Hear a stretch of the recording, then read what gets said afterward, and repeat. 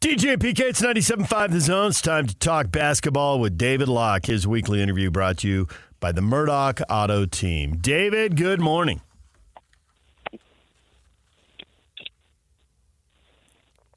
David, this is the part where you say, good morning, DJ. I'm sorry. Good morning, PK. Good morning, DJ and PK. I was trying to sneak through somewhere to not wake up my wife this morning, but she was already awake, so it didn't matter. So I was trying to be a good husband there for a second. Not usually very good at that, but this is my week to try to save that. There you go. It is All-Star break, and I think the last two games were very different. You were commenting on the air during the Laker game.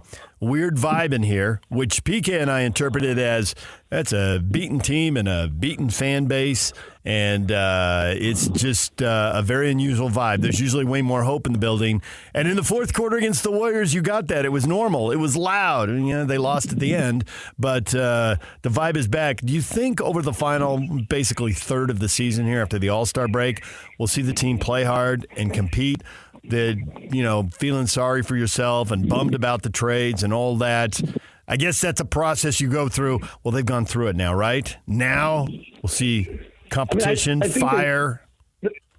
There definitely was like some soul. Like I thought we were soulless kind of for 3 games there. Like if that's kind of an esoteric term, but I think I'd go with that. And I thought there was some soul that kind of returned, some like texture to me. Maybe those are all the same things you're saying, and we're just saying the exact same thing, and I'm trying to be fancy. But I did feel as though there was a little return of texture to the Utah Jazz, like that there was some substance to what they were doing last night. What do you think the chances are that they actually draft 3 players in consecutive drafts and keep them on the team? Unlikely. It's too many. Right. But what do I think the chances are that you could take 34 and 28 and get to 20? Maybe, particularly depending if you have a team that's in the tax or something of that sort that right. doesn't. I mean, I think there's just different ways to do it. I actually think 34 or whatever that pick's going to be is a really interesting pick, because if I understand, first, you can sign them for 4 years now, and 2, if I understand the way the luxury tax teams work, it's better for them to have that pick almost than the 27th pick. So you could probably use, I don't know, but you could use 30 to get to 27, and you still have 27, 28. Can you use 27, 28 to get to 20? What about the possibility of a player and a pick to get a better player, and maybe to provide some relief to a team that needs to shed a little salary and is willing to give up a pretty good player? 100%. Yeah. I mean, it just is giving you flexibility. I mean, or even take New York, right? Like everyone's talking about the great collection of picks New York has and all the things, and they've done great things with their moves. Former Jazz front office guy Walt Perrin's been reunited with a bunch of Jazz players. And so I think when you look at that and the way that they've kind of, using none of their picks are very sexy, but it's just the fact that they have a bunch of them. People have been pretty excited about them. And then, they actually didn't use a lot of them. They used the Evan Fournier contract and doing some things like that. So I just think having those pieces turns out to be really valuable. And I really think on the core of this, I know there's been just a lot of emotion about the trades, and I respect how much, we love our own players and all of those kind of things. I really, really, really think that it comes down to one decision. And I thought Justin Zanuck said, we're playing bets. We're making bets. Here's the bet they made. The bet they made is that a late first-round draft pick in this upcoming draft will turn out to be more valuable to them either as a player or an asset than Ochai Agbaji. That's it. There weren't really a lot of other bets being made there. Simone Fontecchio was a restricted free agent, and a team with $70 million of cap space just called you and asked for him. It only means one thing. They're about to offer him a massive or decent-sized deal that you're probably not going to match. As much as you like your player, it doesn't fit. He's 31 years old. blah, blah, blah. Like Kelly Olynyk's a free agent. So there was one bet that was made here. Yeah, Can I give my other little thing that's driving me crazy right now? It's easy to understand what you're saying, but go ahead. I need a little help on this one. I keep listening and keep hearing this. Oh my gosh! Like we've ripped away the heart of the team, and I think it's like they liked the guys that got traded, right? And like Lowry's going to leave because now we're not like. What were we going to do? Truly, let's just be totally freaking honest for a second. Like a team that Vegas had 36 wins at the beginning of the season is the projection, maybe 34. Tell me what you really think we were going to do. Like, we don't make a single trade. We hold together. We don't do anything to break everyone's heart. I got it. We love our players. I think it's awesome. But can we have a moment of reality? I want both of you to tell me where you think we would have finished on April 15th. The most likely scenario was that they would have been the 9th or 10th seed in the West. I think they would have won the battle and beaten somebody out, and that they would have been the 9th or 10th seed, and they would have lost and been out of the playoffs in either one or two games. The best case scenario you spelled out a week ago is that they would have won and gotten into the real playoffs and been eliminated in 5. That was absolutely top shelf best scenario. Can we just make sure that everyone understands that your scenario has us beating out the Lakers and the Warriors? Or the Warriors. The Lakers or the Warriors. Well, you had it at 9th. Well, 9th would be both. That'd be, again, best case. You beat them both. And I don't know with the Lakers if they're going to play down the stretch. That might not be as hard as you say. They've had a lot of injuries. Maybe they'll stay healthy the last third of the season. Maybe. PK, what was your best case? No, what was your likely case scenario? Very similar to what he's saying. I don't see how you can argue any differently. Maybe I got caught up in the good run that they had several weeks ago, thinking, maybe they could be better because these other teams that you're mentioning are led by two old guys, and how long can they continue, and blah, blah, blah. I could let my mind wander. So I understand what you're getting at, but the way that I look at it, too, is that how many seasons are you going to go through that? Well, best case scenario, we're only going to be in the play-in, so we keep doing this again next year. And if that's the case, do we do it the year after? When do you get out of that? Yeah, no, that's the struggle. I'm 100% with you on that. That's the question, but. You can decide we're getting out of it, but I don't know that. I don't think you're getting out of it today.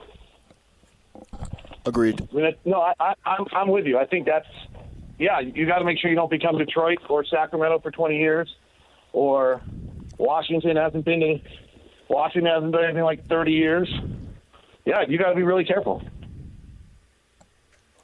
That's why I bring up the scenario about a player and a pick or two bringing back a good player, because then you get out of it more quickly. If you're trading 2 picks to move up, I mean, you got to do it if you really believe in the guy, but that's the long way. And you're drafting somebody who's 19 or 20 years old, and how much are they going to win before they're 23, 24, 25?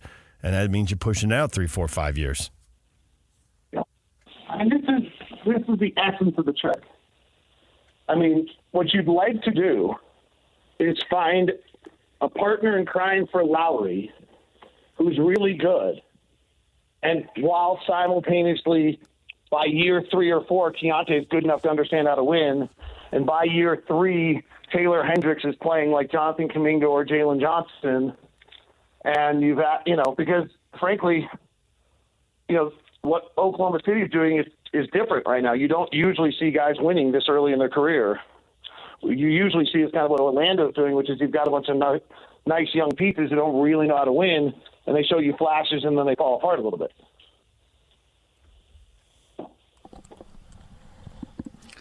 Yeah, I can buy all that, but now the onus is on management to make sure they cash in. I look at Phoenix, where I got family, so I follow them to a degree. They went 10 years without it and without a postseason, which is just inexcusable.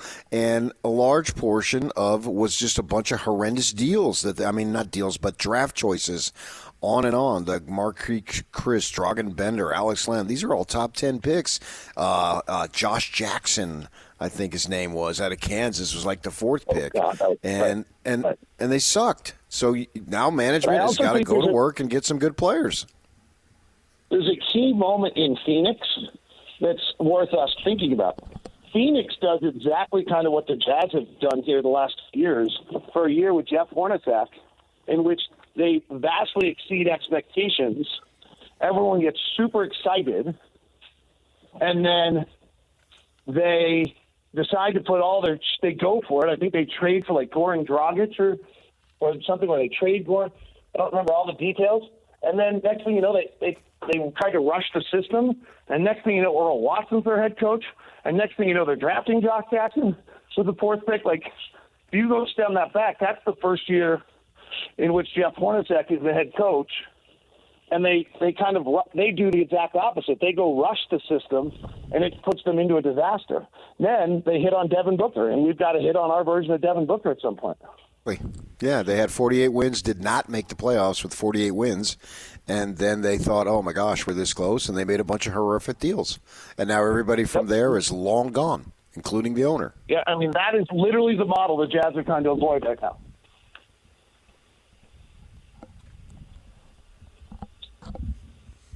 How much value do you think there is in Keontae George playing in games like he played in last night, right after his coach, with you standing right there, Will Hardy was talking about they've got to feel the arena. They got to feel all that adrenaline and know I got to settle down and we got to get a good bucket here. I can't get all caught up in the hype. And then, because you were asking the question about what happens when AD gets hot, right? And what happens when, I forget who the other star, Kawhi Leonard gets hot. And so sure enough, you go out there and Klay Thompson has the third quarter of his life and is hitting everything, and the arena got whipped into that frenzy in the fourth quarter.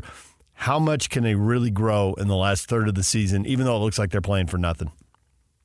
I had one of the best conversations I've had with a coach in a while about rookies.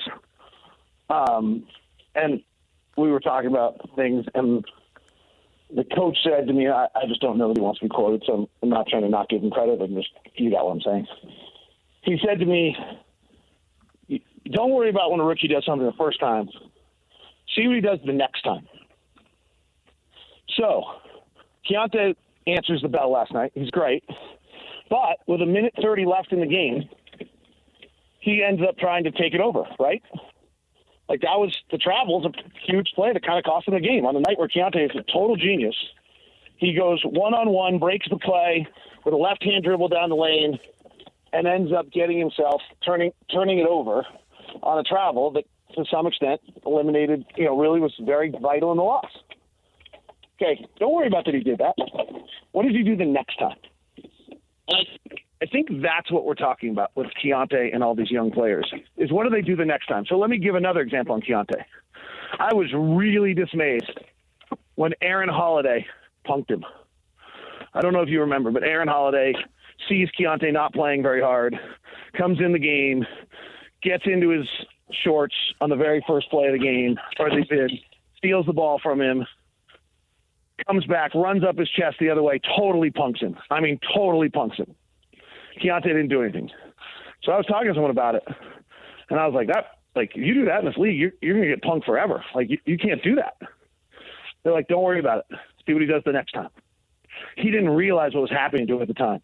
So next time Keontae's in a game where he's having a great night and he's rolling, and it's a key moment like that, does he try to force it one-on-one, or does he stay inside the system and let the game come to him and let the game speak to him? Those are the things that matter. But Keontae is showing terrific growth. He was 99th out of 100 in pick-and-roll efficiency when he got hurt in December. He's 17th in NBA pick-and-roll efficiency since then. That's a massive, massive growth and jump for a player. How much do you think Colin Sexton has changed opinions about him this season? Oh, my gosh. Has any player changed opinions about him more in the NBA? In the entire NBA, that's interesting. I mean, Colin Sexton was known as Will Hardy basically admitted it. Will Hardy, in a press conference this year, and one of the more interesting answers to any question he was given this year, Will Hardy said sometimes you got to learn from the player. And Colin Sexton's taught me more than any player I've ever coached, in the sense that Will admitted, yeah, I was influenced by every story I'd heard. Every story about him, which was the fact that he was a ball hog and he put up points on a bad team and he didn't do anything for teammates. And he's like, I've experienced nothing similar. The guy's one of the great teammates. We saw it last night with John. He was the one who was staying engaged in the game last night when John Collins throws the ball into the crowd and John's dismayed by it. John's forgotten that there's still 4 seconds left in the game. And there's a foul that has to be committed, and we're not done. In fact, we weren't done because Colin got a great look. But Colin's the one who came to John and said, hey, let's keep going. We still, and then I don't know if you caught it, but the Warriors inbounded really quickly, and we almost didn't get to the foul. We almost were so dismayed by the ball going out of bounds that to Will's point about the ball going up and down, we almost didn't foul.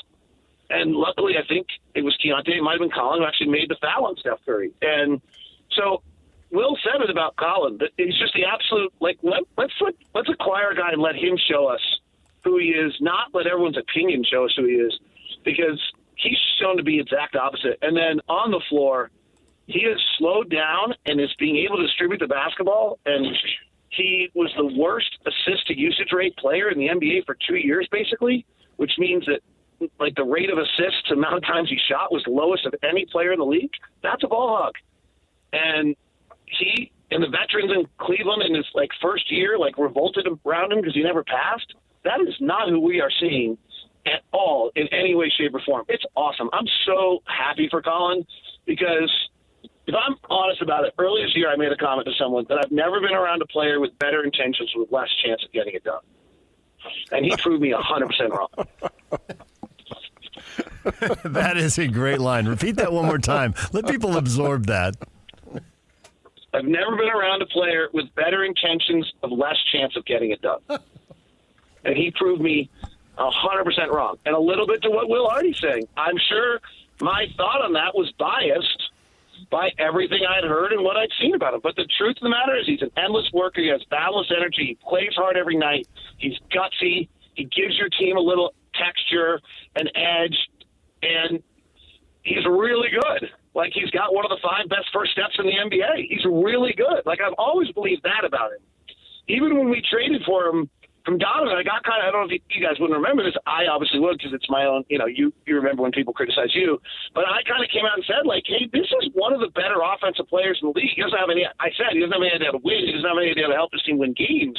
But this is an elite offensive player that now is beginning to learn how to be that. Now, there are still some struggles for him. Is he at 6'1", though he thinks he's 6'7" and plays like he's 6'7", at times, good enough defensively, undersized to be able to stay on the floor in big moments.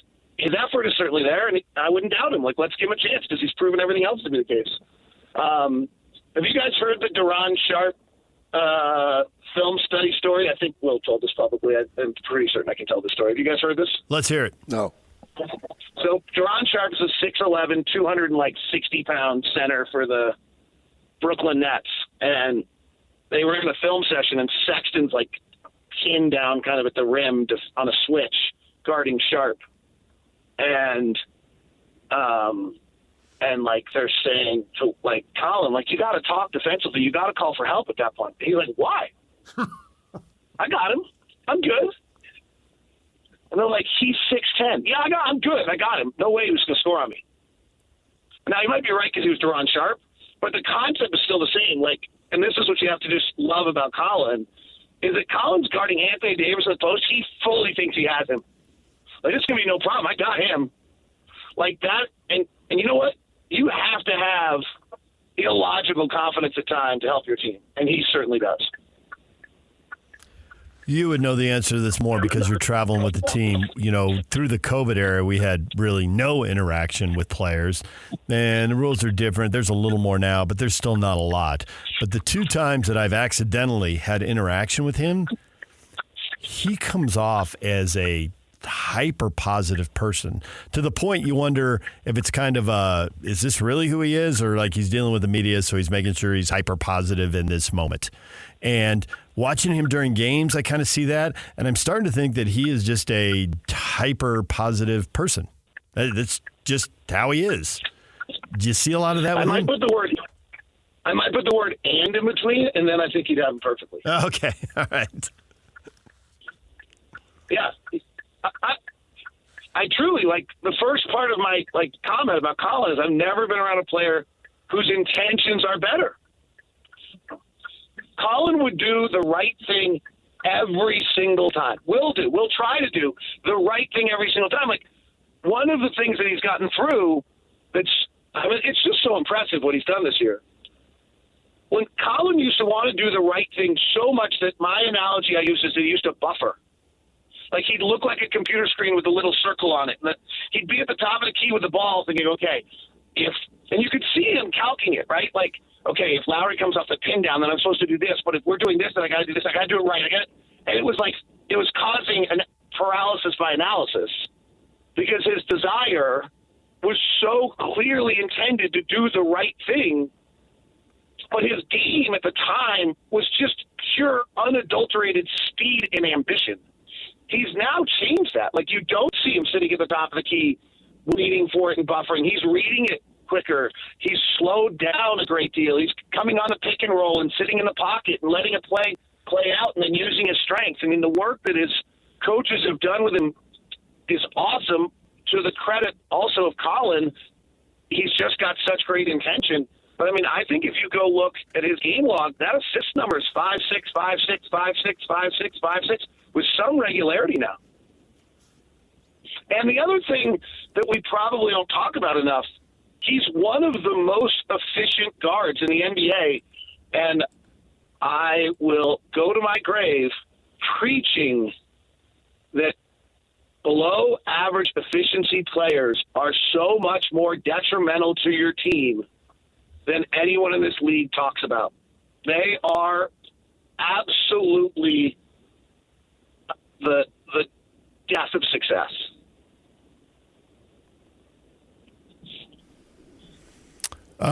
David, while you were talking there, I've looked it up, and he is averaging just a shade under 6 assists per game since the first of the year, which is dramatically better than we saw from him in October, November, December.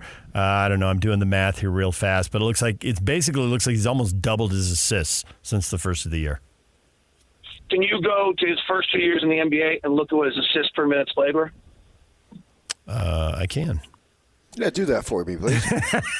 Yes, he can. I'll get right on that. And how many shots he took is probably of value in that number also. Compare that to where he is today. He was averaging 1 assist every 10 or 11 minutes his first couple years in Cleveland. And this year, the entire season, he's averaging about 1 assist every 5 minutes. That's incredible. So that is much better. While still shooting about the same amount, right? He was shooting, roughly. He's shooting a little more now, but not much. Just a little. But that's pretty great. Like, and that also, by the way, and like this is one little bit to where we started the conversation that I think is important. Like, what year is this for him? Basically, he missed a full year due to surgery, and last year was somewhat of just kind of a getting back to health year. But what is this, his 5th full season in the NBA now of playing? Right? What is it? This is his 6th year, but he did have the lost year where he only played 11 games in 2021-22. Okay, all right, so Keontae's in year 1, Taylor's in year 1. This is Colin making this massive jump at year 5. We saw Lowry make a massive jump at year, I think it was 6 or 7. You know, we've got to give these guys a little breathing space, but that's also what makes this whole process of trading your 5 best players and starting over really, really difficult, is that players take time, as do humans, because they're actually not just video games, to get better and learn and evolve and mature and realize what's important and what's not and how to play circumstances. And, you know, a little bit to that comment earlier of a rookie, don't worry about what he does the first time, worry about what he does the second time. Like, don't worry about what somebody does their 5th time. Worry about what they do their 15th time. It just takes a long time to have their 15th time of doing things. David, we got to run. We appreciate the time. Enjoy the All-Star break, and we will hear you again when the Jazz return to action after a week off. And by the way, I promise you, we're going to look super good in the next first 6 games back compared to what we looked like in the last 4 games. Because it might have nothing to do with us. Quality of the opposition, or lack thereof. Just matters, baby. Thank you, David. Charlotte, Washington, Atlanta, San Antonio. We're going to look way better. David Locke, radio voice of the Utah Jazz. Join us every week right here on The Zone. DJ and PK, it's 97.5 The Zone.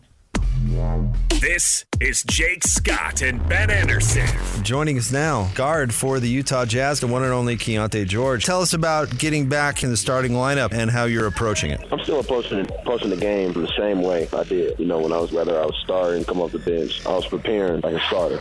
So I know when I went into the game, I knew how guys were in pick and roll. I knew what they were doing off ball. Of course, there's a difference between starting the game and coming off the bench. But for me, it was just about how can I be effective in the role that I'm put in. So it's great to be the starting point guard and for a great organization, and not a lot of people get this opportunity. So I'm never going to take it for granted. I'm going to continue to work my tail off, continue to trust Will and his staff, continue to trust my teammates, and continue to work to gain the trust of the older guys. And so it's a great journey. Of course, it comes with some adversity, but I love it. So just continuing to grow more and more into my role. Hear Jake Scott and Ben Anderson every day from 10 to noon on 97.5 The KSL Sports Zone.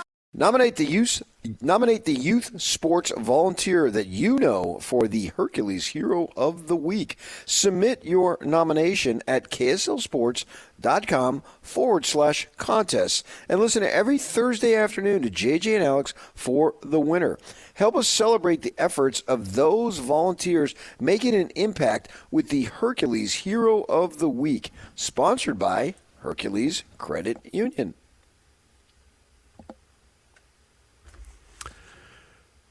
We just spoke with David Locke. How did the Jazz build from here? Where are they going? What are the plans going forward? How much are the young guys improving going to do it? How much is it front office moves that is going to make a change? And PK, obviously, it's going to take the front office adding a lot of talent to the roster. But all the team controls in the short run, and all we're really going to see between now and the end of the season, is how much the young guys improve. And we can talk about Collins firing the ball into the crowd, and I have to say, I've seen a lot of Jazz games over the last 30 years, and I don't ever remember a pass going by either team going that far up into the crowd. I mean, it was something to see. But that is not why they lost the game. They lost the game because they played the second quarter with none of the fire and intensity they played the fourth quarter with. That was the big. Even the third quarter, which was hideous. He's Klay Thompson, and if he gets in the zone, even a guy who physically isn't what he was, he's come back from a couple of major injuries.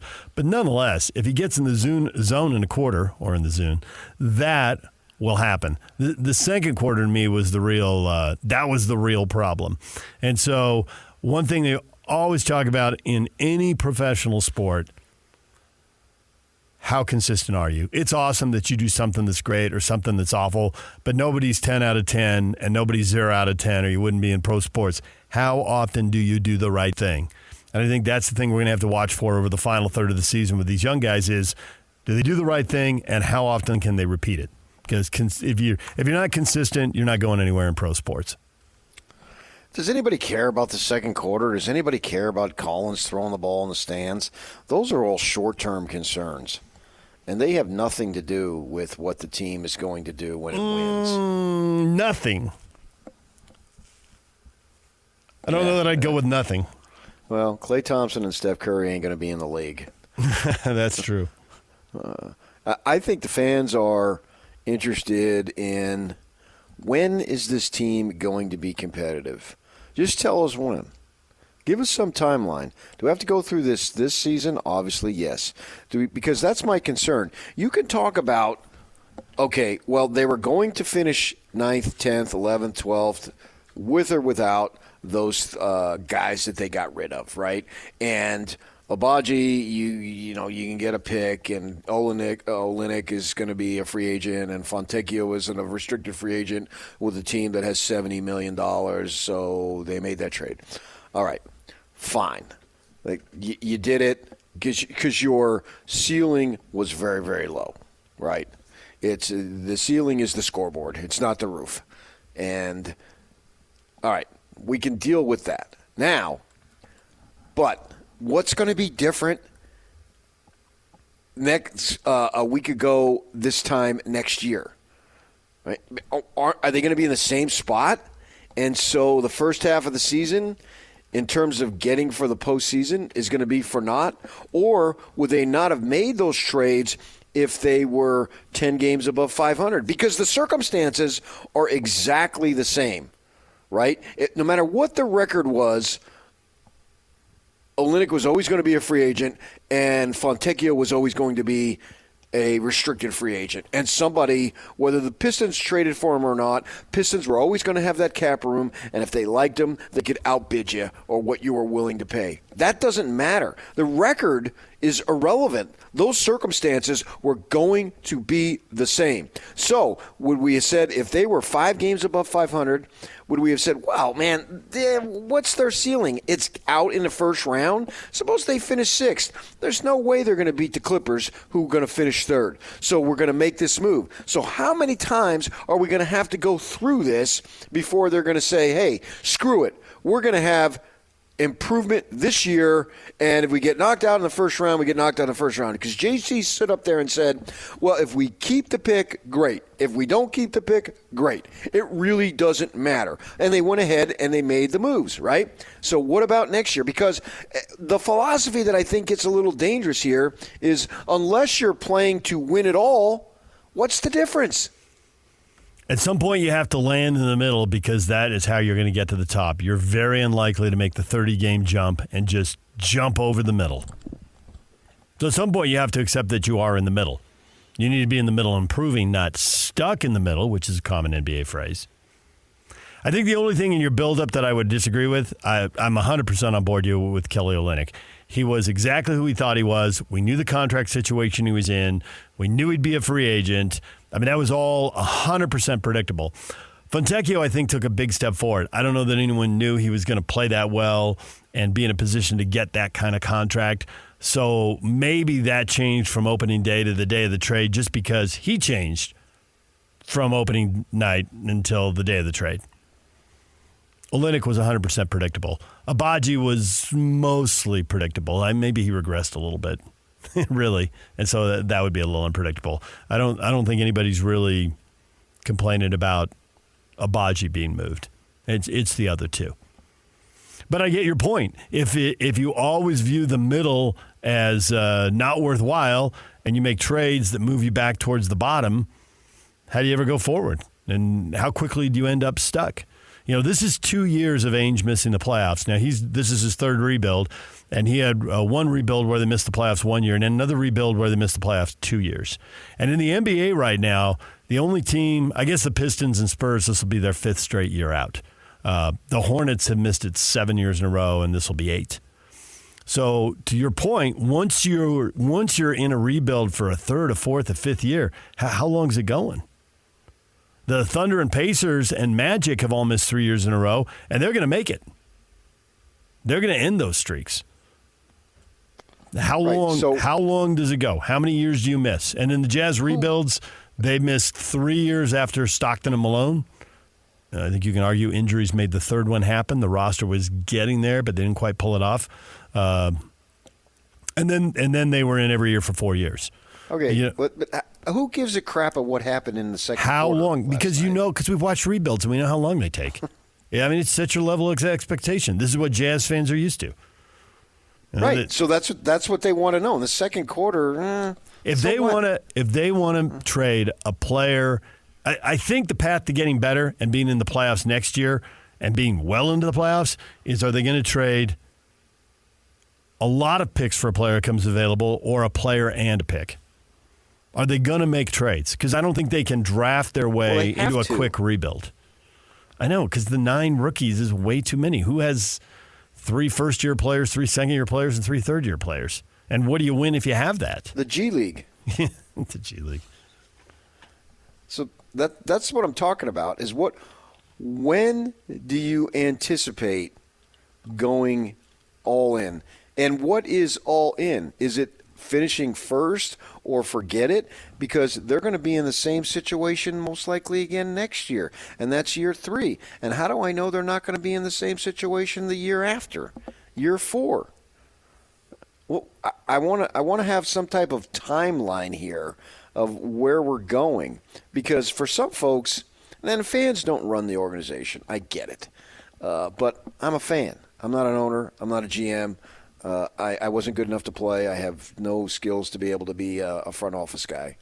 But they want to know, because they got their hopes up, and a postseason berth wasn't good enough, because they knew the circumstances going into the season, right?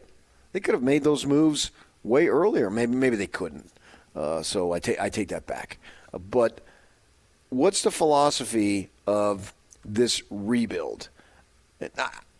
I have no problem with what they did, but I'm speaking for the fan who's invested every single game wants to know. Because how do we prevent this from happening again next year? Because that'll be, if it happens, it'll be a huge come down when we get to the season and they're playing fairly well. They got a shot, and then they pull back again. DJ PK, it's 97.5 The Zone. Stay with us. Accessing. This is Hans Olsen and Scotty G.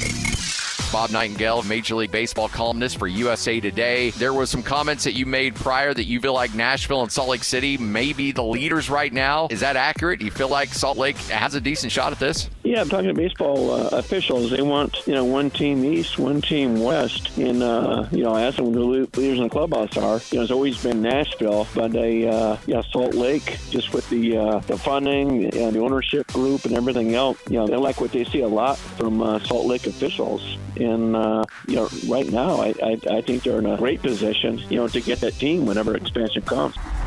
Catch Hans and Scotty weekdays from noon to 3 on 97.5, the KSL Sports Zone. DJ PK, it's 97.5 The Zone. It is All-Star Weekend. Where does the NBA All-Star Game rank on your list of TV sports viewing this weekend? And PK, this got a lot of reaction. Melody, I enjoy the Saturday skills competition. Go Lowry. But I generally don't see much of the game. Shane, I won't watch it until and unless it gets back to being a game where the players are actually trying to win it. Not going to happen. Dustin, somewhere between last and second to last. David, dead last. D. Ray Palmer, between 0 and none. Chad, if you don't play defense, then it's not basketball. Hard pass on viewership. I do like the three-point contest, though. Yeah. Guys are trying to win. It's actual competition.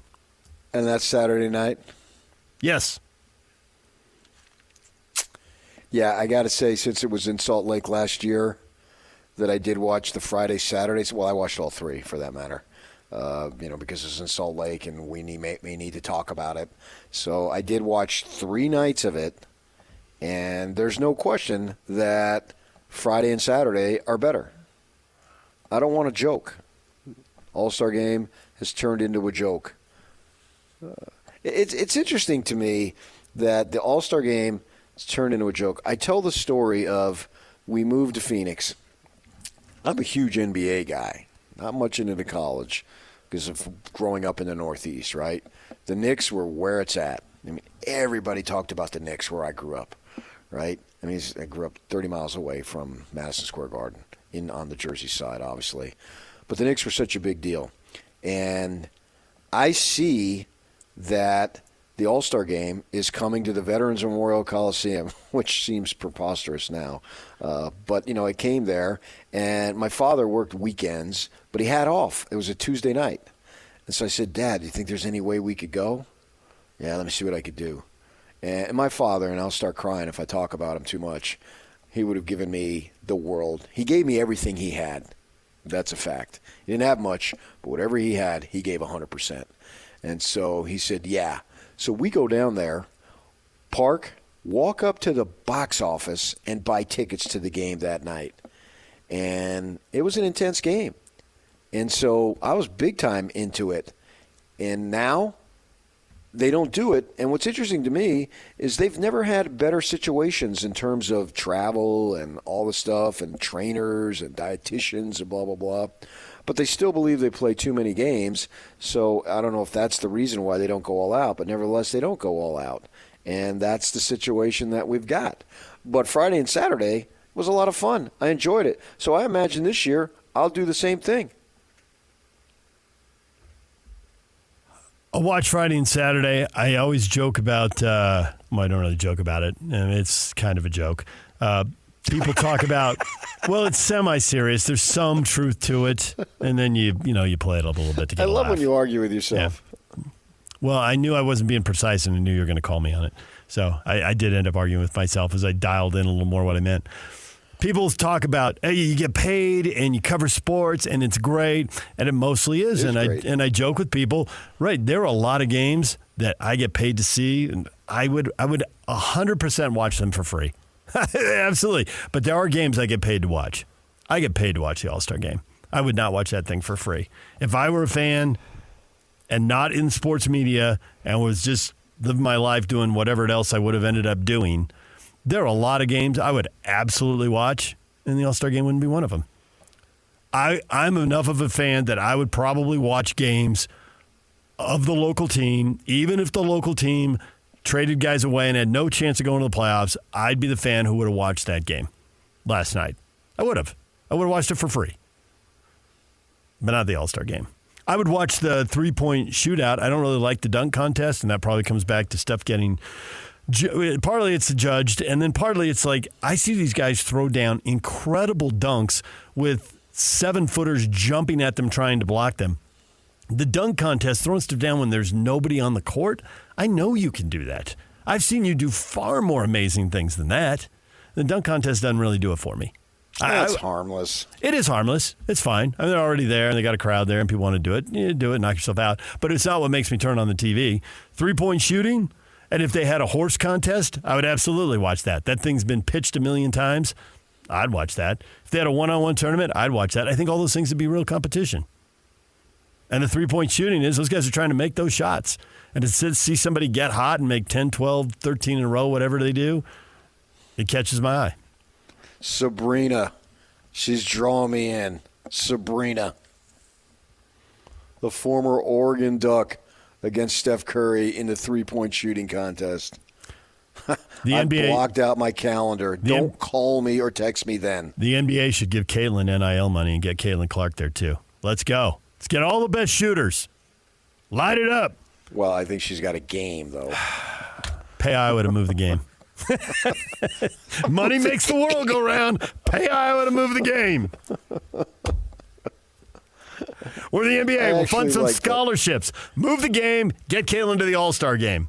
We're going to have, after the three-point shootout, we're going to have a half-court shootout. Would I stick around and watch a half-court shootout? You know I would, and I'm not alone. Let's do it. Half-court shootout? Half-court shootout. How many can you make out of 10 from the center circle? Let's go. I would watch that. 100%. Clark, she'd make 8 out of 10. Good. Put her in the game. I'm ready. You got to wait a year. Anybody who can make shots from center court, let's go. It's all for fun. And that's fun. You would know you would watch if if Damian Lillard and Steph Curry and Sabrina and Caitlin got out there and wanted to see who could make the most out of 10 from midcourt, you'd watch. That's kind of that's too fluky. I think we'd find out it isn't fluky. I think you and I would go out there and try to make 1 or 2 out of 10. I bet they'd go out there, get dialed in, and make 4 or 5 out of 10. Well, so what? They're not going to take 10 half quarters in the course of the year. So what? Who cares? You'd still watch it on All-Star Weekend. You won't jump over. You're not going to jump over a car in a game either. But on the dunk contest, we'll watch it. Well, they brought out a car and he jumped over a car. What they should do is trump it up and do like teams. You know, a man and a woman against a man and a woman, or 2 teammates against 2 teammates on another team, that type of thing. I can enjoy that. Blake Griffin jumped over a car. What do you mean nobody does? Blake Griffin did it. He jumped over a Kia. Go look on YouTube. I'm talking about in a game, nobody jumps over a car. Nobody's going to do it blindfolded either, but we had a dunk contest with a blindfold in it. That's not true. Jordan and Bird shot free throws that closed their eyes. Blindfolded. That's the same thing. It's not. Well, closing your eyes and blindfolded is the same. The result is the same thing. They were peeking. You know they were. I believe them. That's my innocence, and I'm going to take that to the grave, just as Locke is going to take the effective field goal percentage or whatever he's going to take to the grave. He's taking something to the grave. DJ PK, it's 97.5 The Zone.